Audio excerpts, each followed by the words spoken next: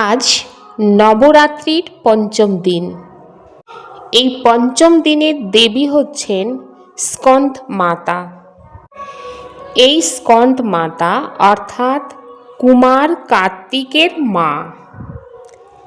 এই দেবীর দুই হাতে কমল পুষ্প থাকে, অর্থাৎ এই সংসারের থেকেও বিষয় বিকার থেকে আলাদা এবং সম্পূর্ণ পবিত্র জীবন বানানোর প্রতীক।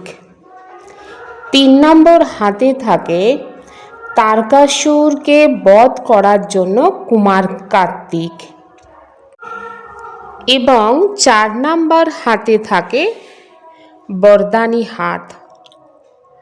4 নম্বর হাতই হচ্ছে বরদানী হাত, অর্থাৎ শুভ ভাবনা, শুভ কামনা ভরা বরদানী হাত।